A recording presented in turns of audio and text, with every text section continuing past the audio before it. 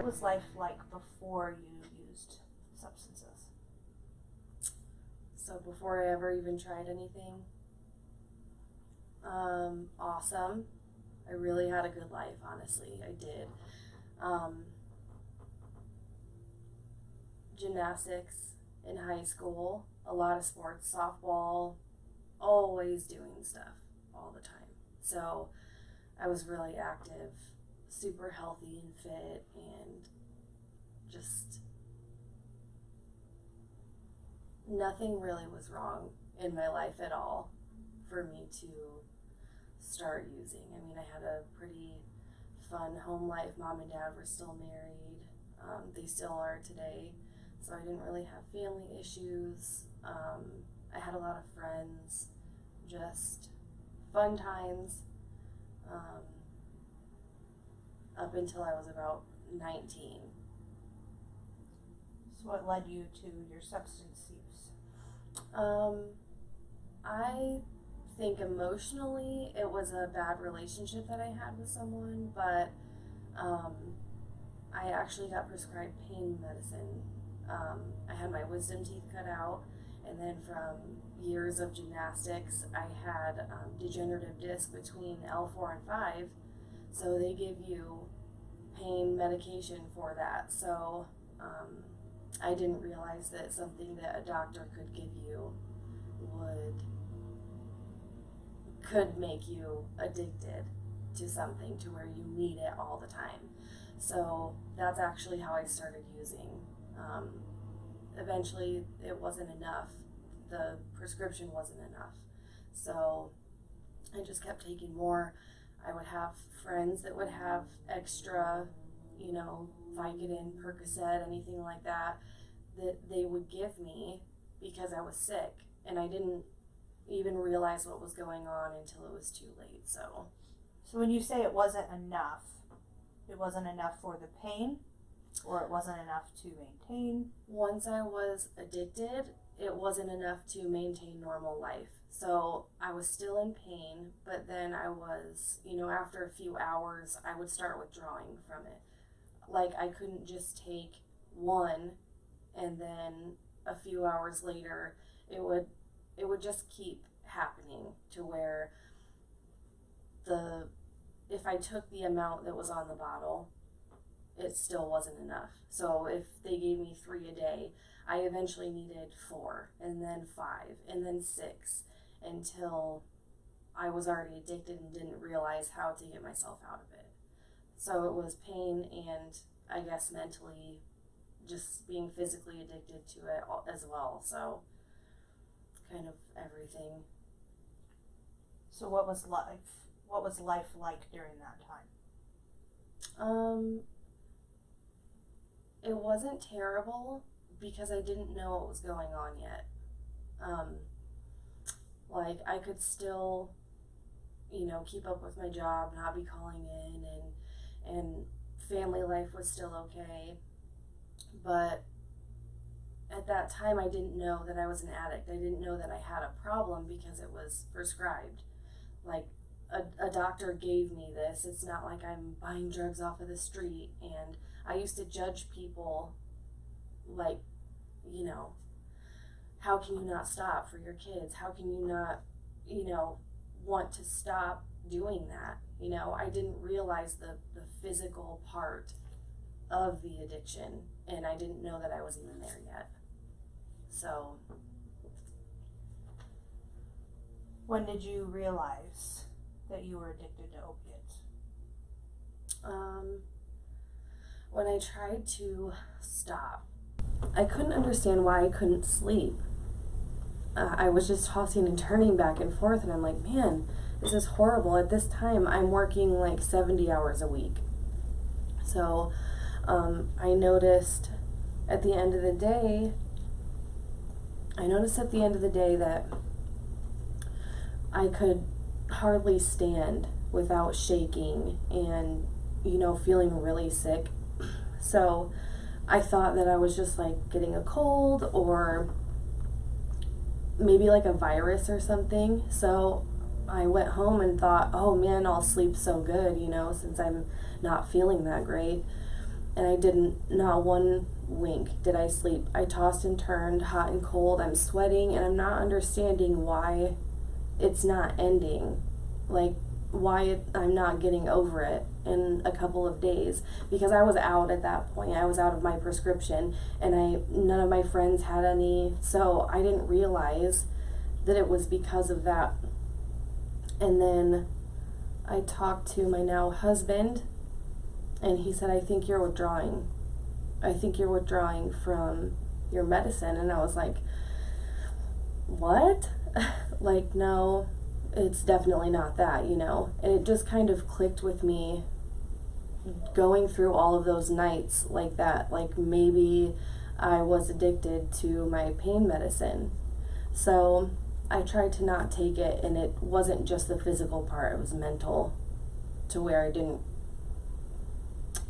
I thought that I could just quit and stop doing it, and it was already too far. I had already turned myself into an addict, so I couldn't stop thinking about taking more, because it takes the pain away, but it takes physical pain away, but it takes mental pain away as well.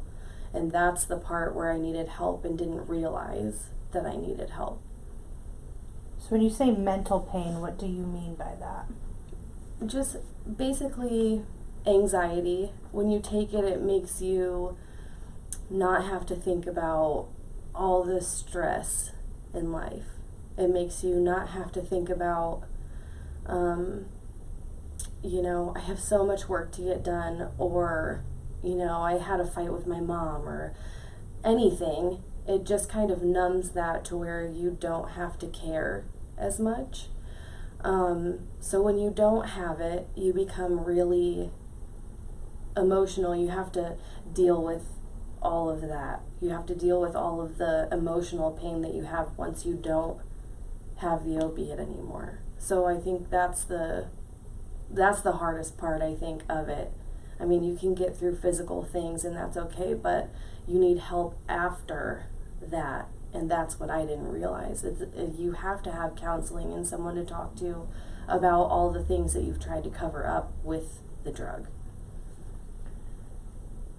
So at this point, you're still not in recovery necessarily. No. Did you notice any judgments or labels that you placed on yourself, or that others placed on you during this time in your life? I don't think anybody knew. My mom knew that I was different, but she didn't know what was going on. And me not even realizing that I was an addict, or just realizing what was happening, I didn't want to tell anybody, because I was that person that judged other people. I was the person that's, oh my gosh, like, they can't even quit for their kids. Like, you know what I mean? It was just, I judged other people for the same thing that just happened to me. So now I'm that person that I judged. So nobody else really knew enough to judge me, but I placed a lot of that blame on myself. Like, now I'm that person. Now I'm the person that I used to judge, and didn't realize how quick that happens. That it can happen to anybody. It can happen to me, the person who was so against drugs, alcohol, smoking, I mean, anything that was illegal or bad. And then all of a sudden I'm that person. So I think it was just mostly myself putting blame on me. So at this point, you thought maybe you had an addiction. When did you start seeking recovery or help, or what did that look like for you?